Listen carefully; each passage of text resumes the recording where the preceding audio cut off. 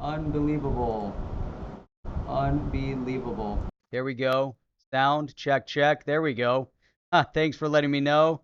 All right, so you guys get to see me mime everything that I started off with. I was planning on seeing how many people could actually read lips as we are going to start this.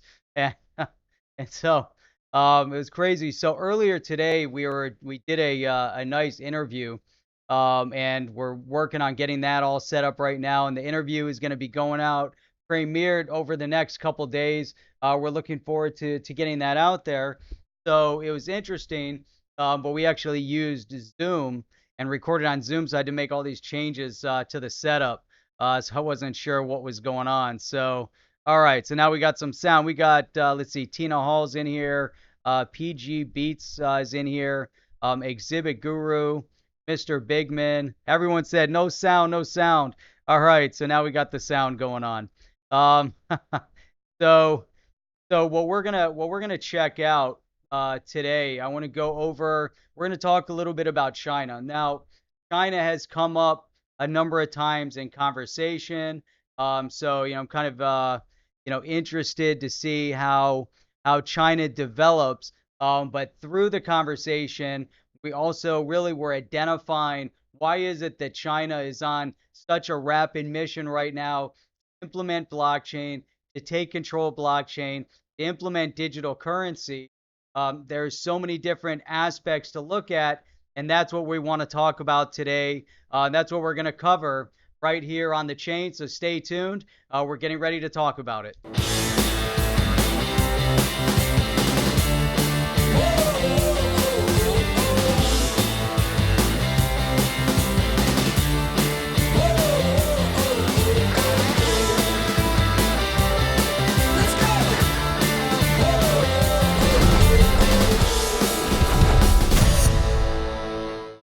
All right. Hopefully, you guys enjoyed a little bit of that intro.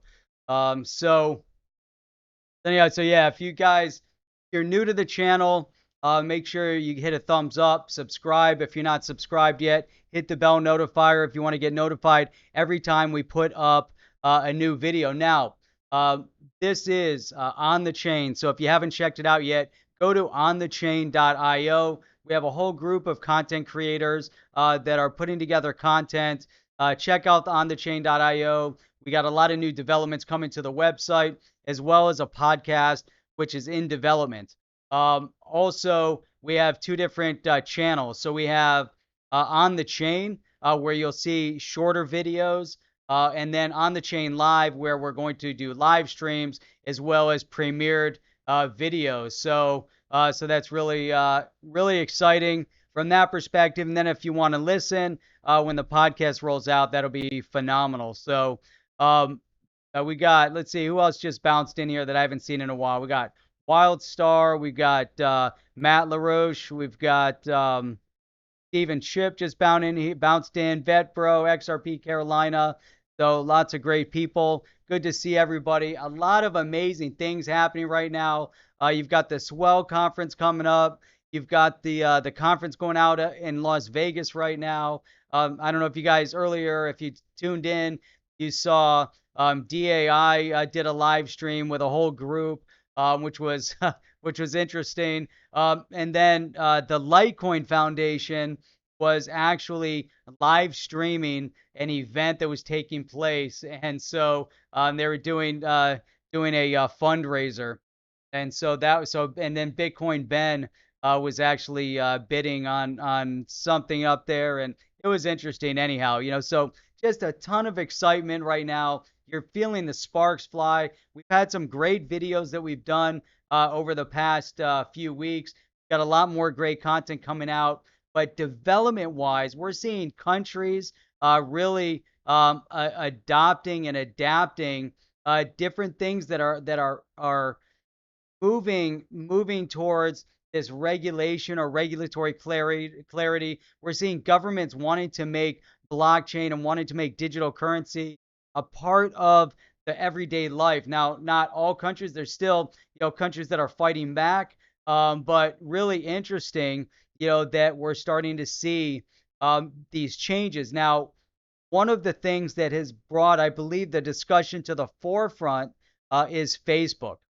Now, Facebook has really brought the conversation center stage because as they have attempted to roll out Libra with their 2+ billion users, the mechanism, it becomes global in shape, and many governments saw that as a direct threat to their monopoly or their direct control over currency, over banking, over, at the end of the day, over the people. And you're starting to see countries act out a little bit. Now, China, which has really been on this mission for many years, which is to digitize currency. Now you're starting to see this race in China. We saw banning of mining, banning of cryptocurrency previously. There's a lot of things that have been going on, but why is it now that China is moving at a faster and faster clip to not only incorporate blockchain, but to be the first ones to roll out a full digital currency, to have what do they call it? And we're going to look in a second to see what it was called and get a little bit more in depth on that. But I just want to throw this out here. As we're talking about this, think about China as, and I talked a little bit about this on the previous video I made, but think about China as a communist country that has a dual, kind of a dual role right now. You have the communist political structure, and you have a capitalist economy, and they're in direct opposition to one another, meaning that a capitalist form of economy pushes and begs freedom, and a communist political infrastructure limits the economic growth, stifles free thought, and stifles freedom. So those are they're always in direct opposition to one another, whereas China has been walking this fine line for many years, and it hasn't been done easily. So where years ago China identified the need to have more free market capitalism, really in order to grow their economy and to have more role in the say of the world as a whole. So you see that the political aspect had to open up and give a little bit of freedom for the economy to grow and breathe. That's where we started seeing more and more of the free market. We started seeing more economic freedoms, started to see a growth of the middle class, started to see a growth of the uber wealthy, which is growing at a rapid pace and has been growing at a rapid pace. And so that's interesting. But the one thing that China has always wanted was ultimate control over their citizens, and that ultimate control is now being identified through the control of blockchain tech, through the control of a digital currency and cryptocurrency. So that is very, very interesting to look at and to identify. So before we talk a little bit more about that, let me pull up an article, and this is kind of it's going to push us kind of in this direction of what our thought process is.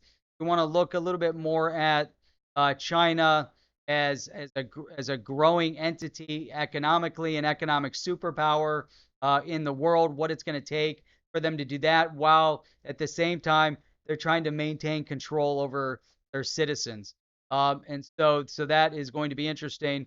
But let me go over. I want to pull up a few articles that we're going to go through and kind of identify this thought process a little bit. So let's start with this article that showed up in the Bangkok Post. And this is interesting because this is really a good starting point to where we're starting to see, does China see or feel threatened to their own independent control over what's happening, economically speaking, growth of the economic freedoms, etc. So here, this article I thought was interesting came out a couple days ago, but Facebook's digital currency Libra poses threat to WeChat Pay and Alipay, both in China.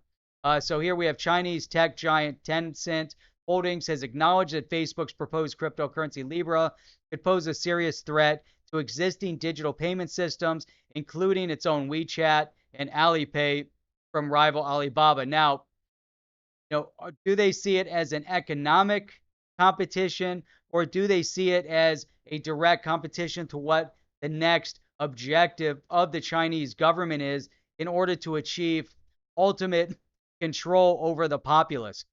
So if we look at we look at what's being published to the media or within the media, how is it that here a Libra, if successfully launched, would not only impact traditional financial institutions, but also undermine internet firms, including Tencent and Alibaba, which are mega, they're mega corporations within China. Well, obviously that could have an impact, but if we step even further away from, just the economy, what does it really, what is the impact? And again, we want to get into that. But I think as we go through this article, it's interesting because like Facebook, where'd it go? I got bounced.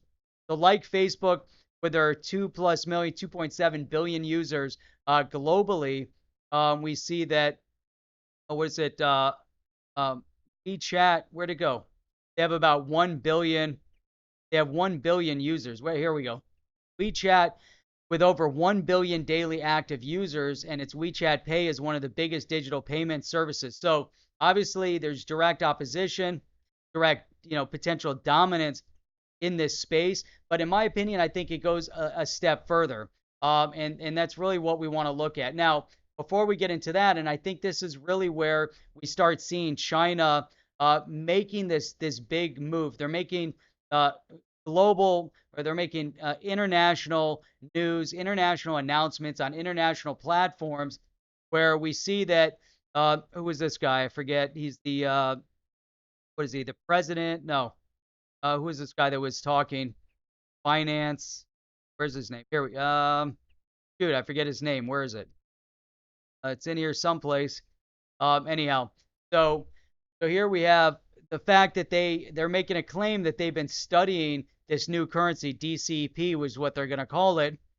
They've been studying it for 5 or 6 years, and they want to be the first central bank in the world to launch this digital currency. Oh, here it is. I don't know, I missed that. Huang Qifan, Vice President of China Center for International Economic Exchange. So here he is talking at the Bund Summit and rolling out the fact that China's ultimate ultimate goal is to roll out from a central bank, be the first with a digital currency. And it's interesting because, again, this has to go a step further when you look at the overall concept of what's going on here. And we're going to look at a tweet from Chip here in a minute. And he really made a good statement there. But here, the significance of digital currency electronic payment lies in that it's not the digitization of existing currency, but the replacement of it. It greatly reduces the dependence of trading process on accounts, which is conducive to circulation and internationalization of the renminbi. And that's really what they want to do. They know right now they don't have a stable currency. And not having a stable currency definitely impacts the yuan being, or the renminbi being, utilized as a reserve currency or a trade currency. And that definitely impacts the growth of the economy of China being recognized as a superpower militarily as well as economically, to try to be on par, with the United States or with countries over in Europe. They're definitely, pushing. You see a lot of amazing technology that's coming out of China. China is definitely, kind of scratching at that kind of role in the world, but economically, in terms of their currency, as far as being on a world stage, they still aren't really there yet. And so there's little things that need to be done. China, the Chinese premier, the Chinese government sees an opportunity, as many of the other countries, and we talked about this on Saturday as well, but as many other countries also see an opportunity to take a lead role in the global economics, in terms of the new global economy, I should say. So the new global economy being the cryptocurrency, digital currency, however you might call it. But they see this opportunity to take a lead role. And it's interesting here because, again, from a surface perspective, to the general community, making it sound and trying to wrap it as though it's something relatively innocent. One of the thoughts that creeps back in our mind then is this fine balance between communism and the control over a free market that they can no longer control. Once you give people economic freedom, the only way to pull back is to either stifle economic growth or control the money. And it's hard to control fiat. They can obviously shut down banks, but that'll stifle economic growth. So, what's that balance? How do you control the people? How do you control the money without creating ultimate chaos in the streets, like you see right now in Lebanon and Chile, things that we've seen happen in Cyprus and in Greece? Um, they don't want that. They don't want unrest in the streets, similar to what's, some of the chaos going on over in Hong Kong, what they're trying to instigate, whether it's coming from the government of China trying to instigate a purpose to stifle the freedom of thought and the the freedom to voice their opinion, whatever it might be, one way or the other. But you see that struggle taking place. They don't want to see that on a much broader scale. So there's a mechanism in place, and Chip really hit this spot on. And it's interesting because you see this. He's responding to what he said here, while the rest of the world sits back and wait. China's pushing forward at a blistering pace. That was Pompliano. Now, yes, that is true, and we see that the U.S. is kind of sitting back and they're too slow. Many other countries in the world have been resisting and pushing back on regulatory clarity, but China is taking that lead. So I think Chip really put this into perspective, and this is really wraps the whole thought process of tonight. And I want to get to the chat, then we'll move on to a few other things. But here we have the blockchain really is an effective solution for a communist country keeping tabs on its citizens. Plus, camera surveillance with AI, and you have all the markings of a police state, which goes back to communist China, again, controlling the people through technology. Add in social score for the bonus round. So you've got the social score, you have camera surveillance, you've got a political infrastructure that is communist, but you've got the economic, you've got free economic growth, you have a capitalist form of economy inside of a communist state. How do you now manage and control that capitalist form of economy, blockchain, and digital currency? Now, we also talked, this goes back a few videos ago, I pulled up an article that in Canada, starts with a C. In Canada, they were exploring digital currency and blockchain in order to monitor the expenditures of their populace, watching where people spend their money, what they do with their money, in an effort to monitor it from a tax perspective to make sure that the government is collecting every penny of tax that's due them. So that is really interesting, from that perspective, which goes back to, Chip's statement here. Blockchain is an effective solution for a communist country, tabs on its citizens, and that's something that we really have to concern ourselves with, because you have blockchain for freedom, for growth, this new technology. You have cryptocurrency. You have Bitcoin. The whole concept was to break away from, and now the governments are finding a way to drag it back in, and that's something that is worthy of discussion. So let me go to the chat. I didn't mean to ignore everybody. I know you guys can chat amongst yourselves as well. There's Bet Bro. There is no HODL report anymore, but at least we got the HODL review over here. So let's see what we got. We've got Gaming Crypto popped in here. I know I'm a little just going through some of the older statements here. Malarusian with social controls such as facial recognition and social scoring. Awesome, just like we read on the tweet from Chip.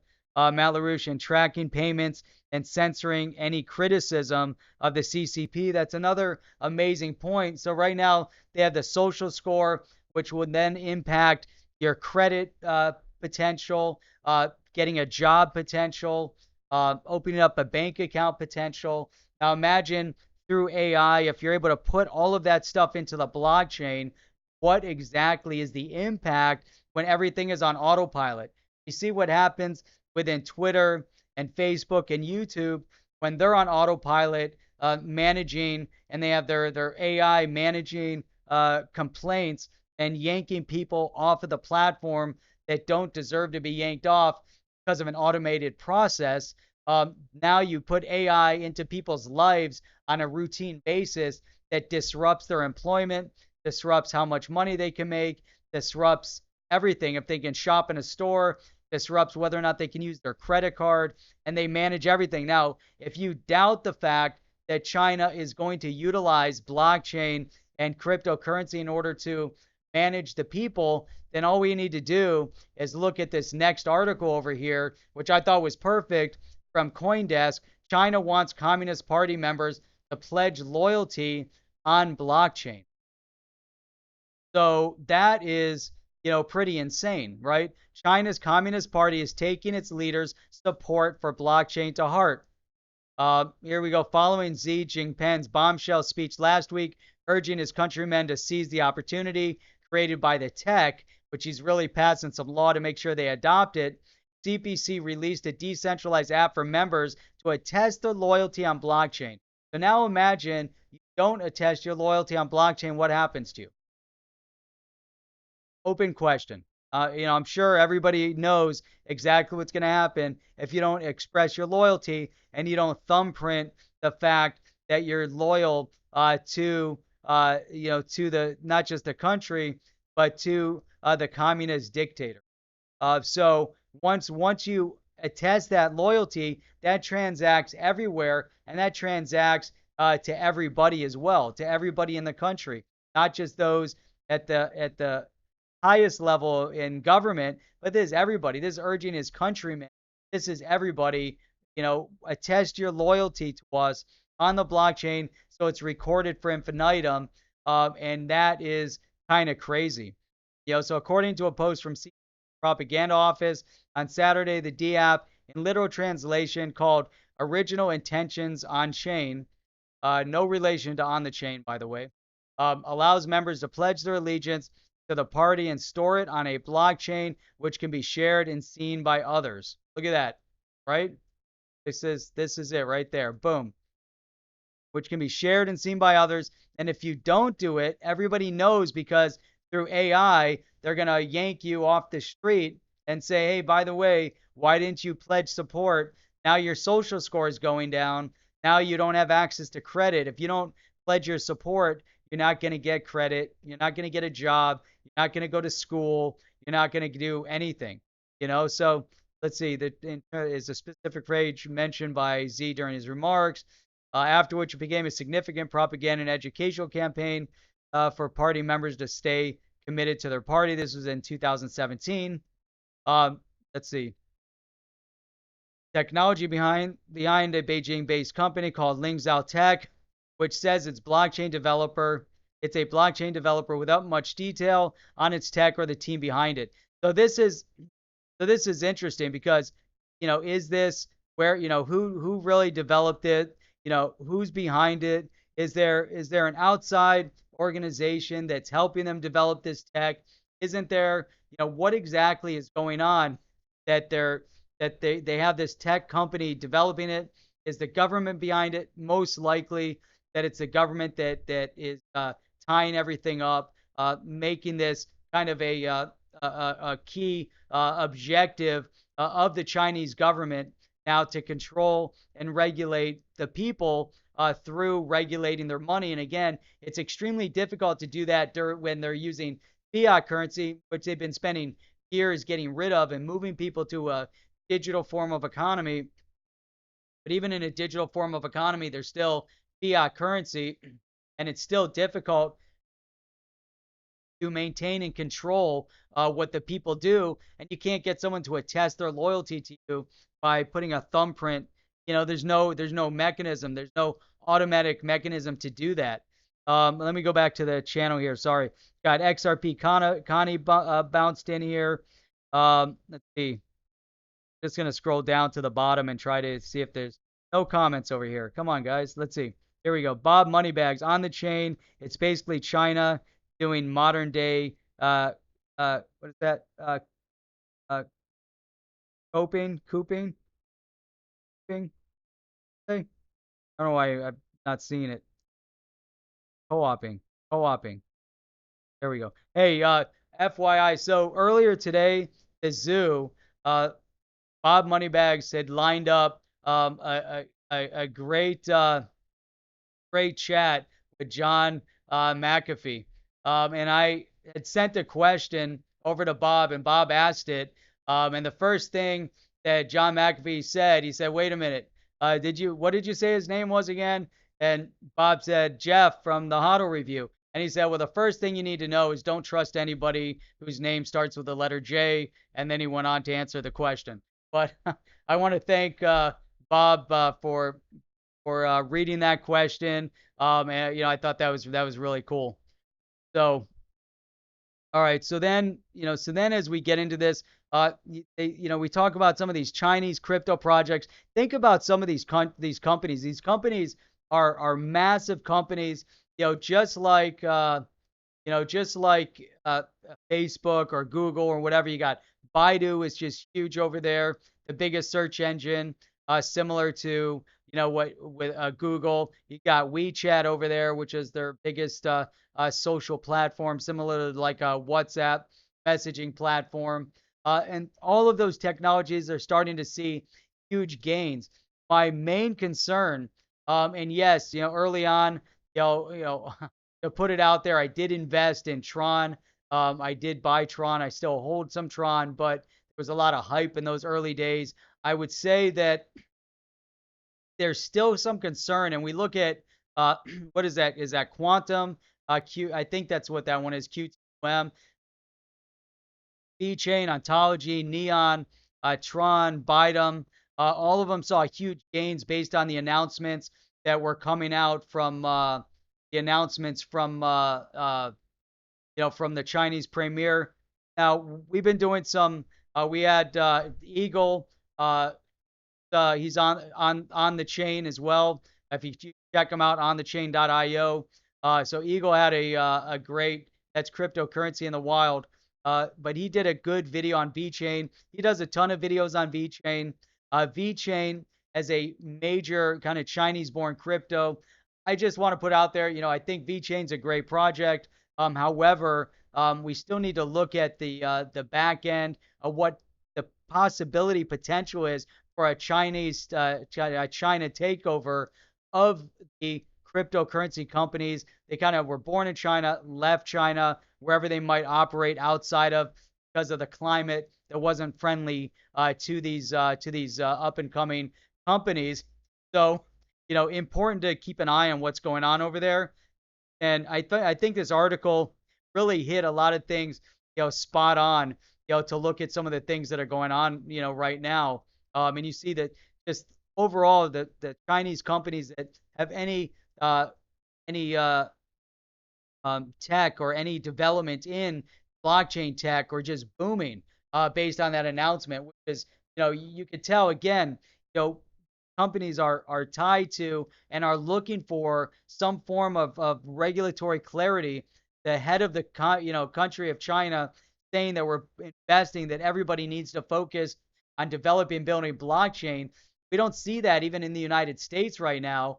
People are a little skittish because they don't know exactly whether or not they are going to be okay in a couple years. Um, China, they don't know either. I mean, all they can say is it's friendly right now. He wants to create regulatory clarity. They want to help companies build their infrastructure. China doesn't want to squash the economic growth of these countries or companies. They want to stay in control of the economy and see economic growth flourish in China, because they realize that's the key to overall, the global economy. But again, they're looking for a methodology to control, the everyday movement of their citizens, and this is more proof of that fact. It goes back to what Chip said over here, and so and then as we look at things, you know, everything is kind of leading up. And so, if you were thinking about, hey, is really digital cash the way to go? Are we really moving out of fiat? Then you don't have to look too much further than the CFO of PayPal. This was on CNBC earlier in the week, and he said he's been talking about the death of cash for years, and it's true. PayPal, their agenda, their objective wasn't just to push out Visa and MasterCard and credit cards and try to be that kind of a mechanism, because they were all interacting with a Visa, with a MasterCard. And in the early years, when PayPal was primarily utilized just for eBay, but it was a form of transaction where you didn't have to rely on necessarily, again, fiat, or, it was just a different mechanism of how they were interacting with online transaction. And so the fact that they've been talking about the death of fiat and the move to digital payments. However, and PayPal is making a play to try to become more involved in this digital cash growth. But the question is that, now they're going to try to focus on the underserved, unbanked. They want to try to put together a program to help bank the unbanked. And it's kind of another objective. And you see a lot of articles now coming out on the unbanked. How can you help the unbanked? What kind of mechanism does that look like? Who is it? How is it?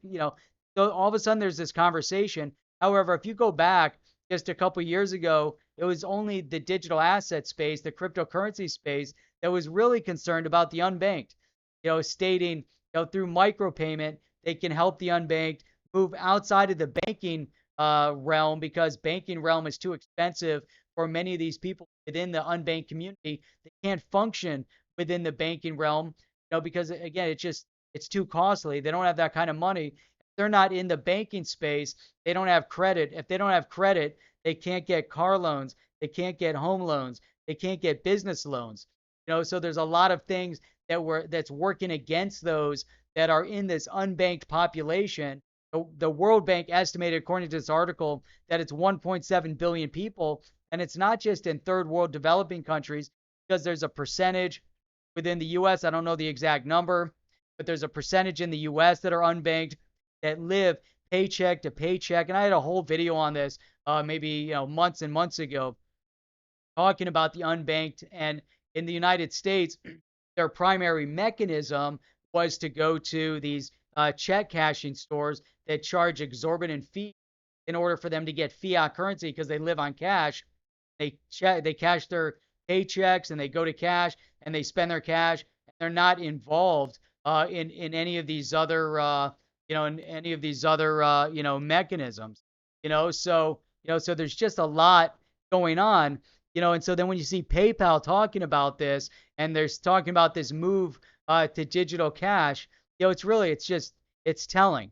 And so the fact that the U.S. is deliberating, and you see, within Congress, let me just switch over here. There we go. Back. Look at it. Hey. So, within Congress, what are they doing within Congress? Kind of tripping all over themselves, basically, trying to do nothing. Obviously, there's a lot that needs to go in to creating this environment of regulatory clarity for cryptocurrency, for digital asset. We're making tiny, tiny steps. Congress moves slow for a purpose, but at the same point, there's urgency.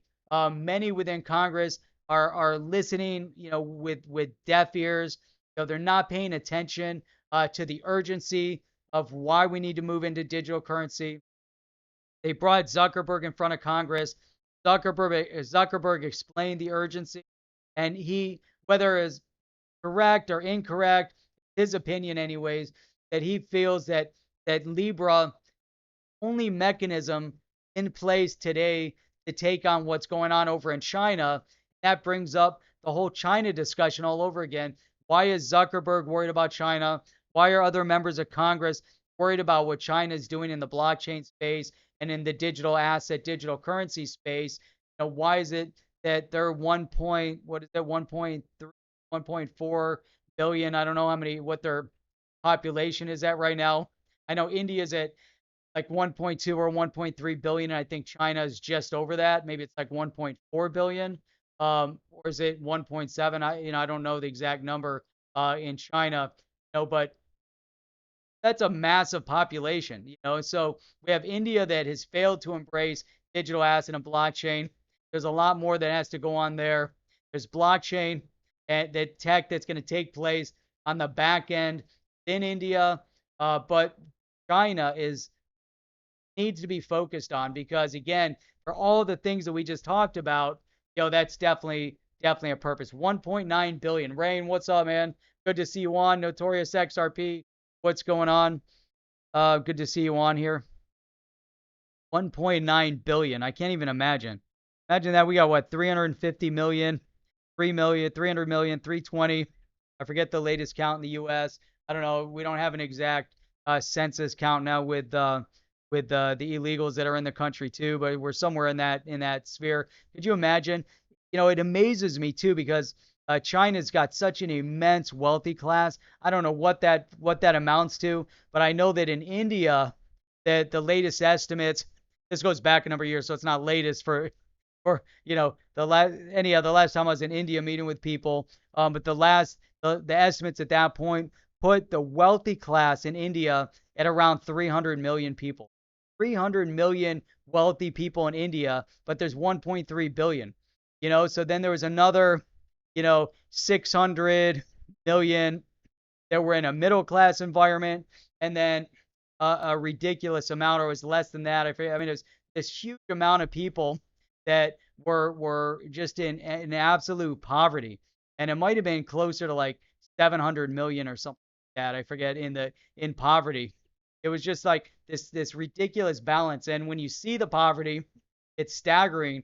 But at the same time, you see these growth of middle class. You see the growth of the middle class at a rapid pace in India. You see a rapid growth and rise up of the wealthy class and the middle class in China. And so there's all of these things taking place right now, economically speaking, and blockchain and cryptocurrency serves a purpose, in China right now, and it's just mind-boggling. So let's see, $100 US in India is a whole month's wage, and that's, man, no kidding. We worked with engineers over in India, and these engineers, I swear to God, salary out of college 4-year degree in college, they're making 150 to $300 a month. Crazy stuff. Out of college graduate, engineer, making $300 a month, 150, $300 a month. And then got for like $100 a month, you could have a full-time driver driving you around everywhere. And most of the people I met with, none of them drove their own cars. Every time they would come pick us up, they had their driver. It didn't matter what kind of car it was. They weren't limos. It could be an SUV, or it could be a little sedan. Didn't matter. It could be a hatchback. They had a driver, and you're driving with them going somewhere. It was pretty amazing, really amazing. Matt LaRouche, in the moment, Indians can only withdraw like about $14 value from bank accounts a month. There's so much chaos. It's amazing, and that's where you have no control whatsoever. Um, Rain, I'm about to spend $100 at the store for food and dog food like it's nothing. That's We're spoiled. The dollar's only worth like 3 to 10 cents since the dollar is definitely devalued over that period of time. I won't say that we're spoiled. We just live, in a prosperous nation. Just like in many other countries, you don't think about the money that you spend. Think about you're spending $100 on groceries at the store. How about when you go out and you have dinner and you spend $100 or $200 on dinner? And you're spending someone's month's wages on dinner. But that month's wages, over in India goes a long way. All things considered. Uh, I would say there's, yeah, a lot of people are spoiled, but I see it as, we need to move more people into being prosperous than worrying about, whether, want people in our position. I think more and more people, more consumers in the world, being able to make more money, I think is amazing. So let's see what else we got here. Let me scroll back up. I know I missed a few things. Matt LaRoche said Um, so next step is Social Security, e-wallets, and wage e-wallets for speed and convenience with tracking trade-off. That's it, man. That's the trade-off. Trade-off is you move into blockchain and, and the tracking goes out of control. Tracking mechanism, whether it's cryptocurrency, blockchain tech to track the regular, whatever it is, anything goes in the blockchain. And for the most part, it's traceable and trackable. You know? So, um, oh, there you go. That's a good point, Rain. Homeless, have cell phones paid for by taxpayers. That's a that's a great point. Yo, Ferdy, what's up, man? Good to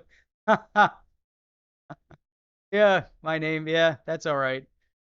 So I guess yeah, if you believe John McAfee, then yeah, anybody's name who starts with a J, just they don't try. So, well, what's up, man? So yeah, man, it's crazy. All these crazy things. Overall, we can really get into the economy, but yeah, I thought digging into what's going on right now, just globally, internationally, but to focus in on what was going on with China was kind of my key motivation here. I'm glad that everybody joined me tonight. It was awesome. I haven't been streaming in the evenings for a while. I need to get back into the habit. I do my streams on Saturday morning. Tune in at 8:30 a.m. Every Saturday for the Huddle Review, 8:30 a.m. Eastern Time. I'm going to try to do a live stream here during the week. We're starting to do more interviews, which is awesome. We want to make sure we get more interviews rolling out. Chip and I completed an interview earlier. So Chip and I got that interview done earlier this evening. Awesome. We're putting that through editing. We'll get that premiered and broken down. And we're hoping that that first interview is also going to be the first podcast that we put up as well. We'll be launching that. Got a number of other interviews lined up. It's just hard to arrange people's time zones, schedules, and all of that. But stay tuned. If you guys have any thoughts, anything that you want to see specifically, whether it's a video on the chain, whether it's a live stream, or if it's an interview, if there's anybody who said, hey, we'd love to see this person interviewed, let us know. That'd be awesome. But, with that, again, great that you guys all joined me this evening. I was on now for about 45 minutes. Want to keep it at that. Everything was awesome. Really glad again to see what's going on with On the Chain. On the Chain is growing in the right direction. Make sure you guys go to onthechain.io. Check out some of the other content creators. And with that, everybody have a fantastic evening, and I'll see